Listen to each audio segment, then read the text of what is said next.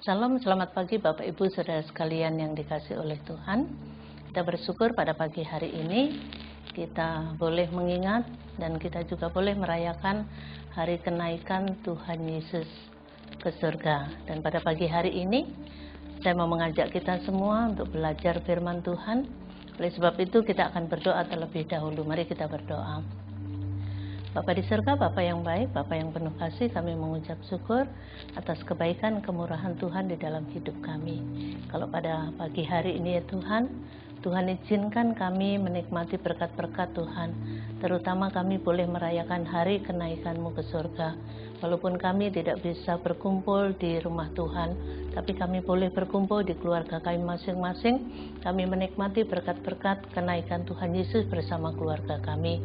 Oleh sebab itu ya Tuhan, Kau berikan hikmat akal budi kepada kami, pengertian kepada kami untuk mengerti firman Tuhan, sehingga firman Tuhan hari ini boleh menjadi pelajaran bagi kami, sehingga kami boleh diteguhkan iman percaya kami dan kami semakin dewasa dalam Tuhan.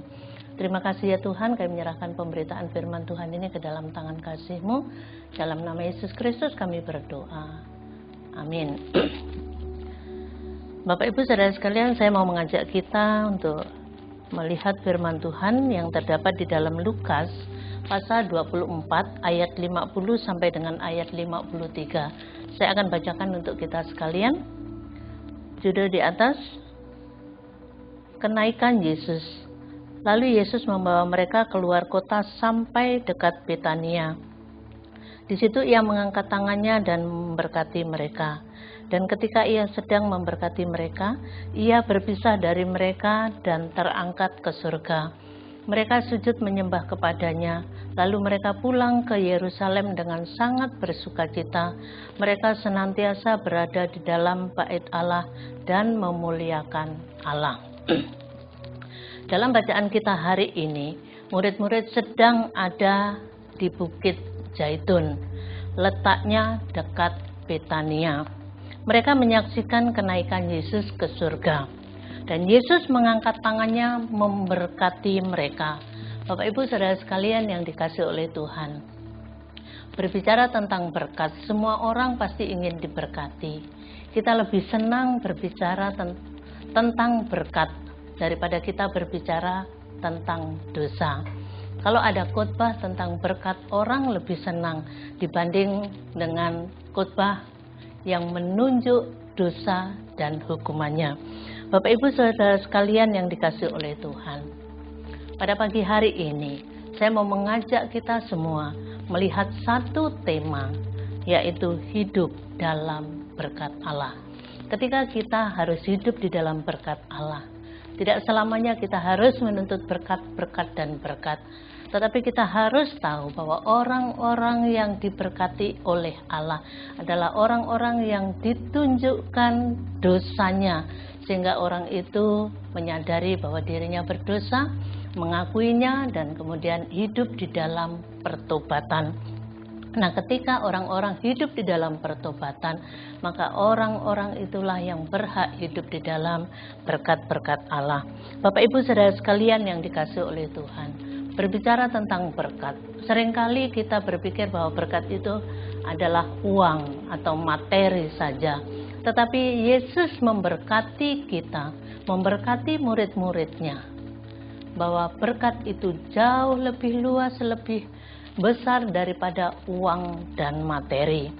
Bapak Ibu Saudara sekalian yang dikasih oleh Tuhan, berkat apa yang diberikan oleh Tuhan Yesus kepada murid-muridnya? Kita tahu bahwa selama ini murid-muridnya bersama-sama dengan Tuhan Yesus. 3 tahun mereka boleh bersama-sama, mereka melayani bersama. Tetapi mereka belum mengenal Yesus dengan sungguh-sungguh. Nah, itulah sebenarnya berkat yang murid-murid terima pada saat itu. Walaupun pada waktu itu masih ada pertanyaan bahwa murid-murid masih memikirkan hal-hal duniawi, perkara-perkara duniawi, yaitu Yesus supaya menjadi raja atas Israel dan membebaskan Israel dari penjajahan Romawi. Tetapi Tuhan Yesus boleh meneguhkan, Tuhan Yesus boleh memberikan pemahaman kepada mereka, mengalihkan fokus mereka, sehingga mereka boleh mengenal Yesus dengan sungguh-sungguh. Dan terlebih dari itu, murid-murid juga boleh memahami bahwa pengenalan akan Yesus adalah berkat yang luar biasa, dan murid-murid juga boleh mendapat keyakinan bahwa mereka mengerti isi kitab suci, sehingga firman Tuhan mengatakan ketika mereka kembali ke Yerusalem, mereka mendapatkan satu hal yang luar biasa. Dikatakan di dalam firman Tuhan ayat yang ke-51, dan ketika ia sedang memberkati mereka, ia berpisah dari mereka dan terangkat ke surga. Mereka sujud menyembah kepadanya, lalu mereka pulang ke Yerusalem dengan sangat bersukacita. Mereka senantiasa berada di dalam bait Allah dan memuliakan Allah.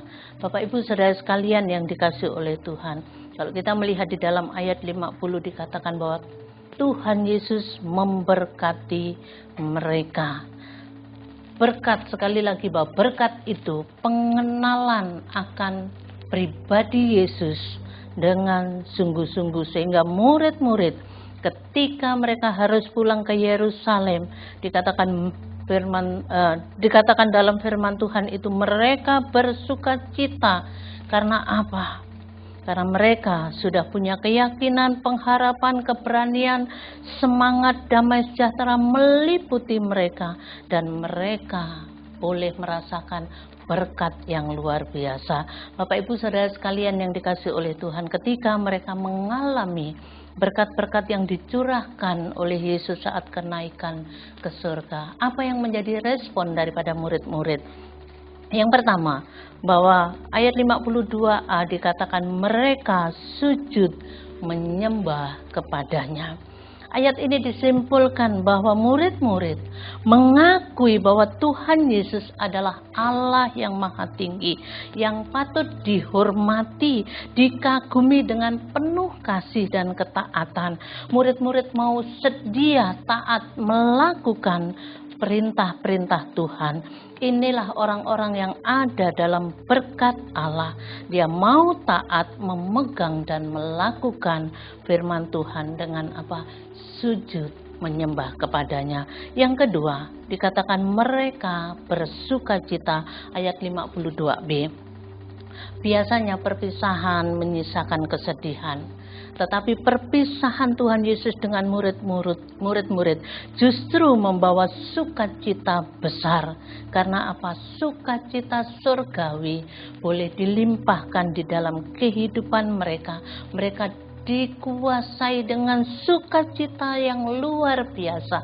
Itu adalah berkat-berkat yang mereka terima karena mereka boleh mengenal Yesus dengan sungguh-sungguh. Akibatnya mereka bersemangat, bergairah, berkomitmen untuk taat dan setia menjalankan rencana Allah. Bapak Ibu Saudara sekalian yang dikasihi oleh Tuhan, mereka bersukacita walaupun mereka harus menjalankan tugas yang harus diberikan Tuhan Yesus kepada mereka. Mereka tidak takut lagi, mereka tidak ragu lagi. Karena apa? Karena mereka mengalami berkat yang daripada Tuhan. Yang ketiga, dikatakan mereka senantiasa ada dalam bait Allah, ayat yang ke-53. Orang-orang yang hidup dalam berkat Allah selalu punya kerinduan untuk selalu berada di dalam bait Allah. Untuk apa? Mereka boleh memuliakan Allah, mereka boleh berdoa, mereka boleh belajar firman Tuhan, sehingga mereka boleh saling menguatkan satu dengan yang lain. Bapak Ibu Saudara sekalian yang dikasihi oleh Tuhan, apa yang saudara rasakan ketika kita harus ibadah di rumah? Ada beberapa jemaat yang sudah berkata, kapan kita akan berkumpul lagi di bait Allah bersama memuji memuliakan Allah. Ini adalah kerinduan kita bersama, karena kita menjadi orang-orang yang diberkati oleh Tuhan. Kita boleh mengenal Tuhan dengan sungguh-sungguh, mengenal karakter Tuhan Yesus, mengenal rencananya, dan mengenal kehidupan dan karya Yesus di dalam hidup kita. Bapak Ibu Saudara sekalian yang dikasihi oleh Tuhan, orang-orang yang rindu selalu ada dalam bait Allah. Orang itu adalah orang yang boleh hidup di dalam berkat-berkat Allah.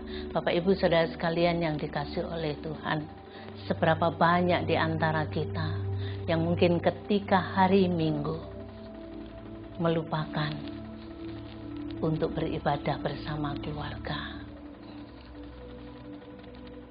Ya, saya sebagai gembala sudah berupaya mengingatkan lewat selebaran yang dibagikan kepada keluarga-keluarga jemaat. Hendaknya ini boleh menjadi peringatan untuk kita boleh beribadah bersama keluarga. Saya hanya mengingatkan supaya kita terus hidup di dalam berkat-berkat Allah. Ketika kita berkumpul bersama keluarga, kita boleh mengenal Yesus dengan sungguh-sungguh.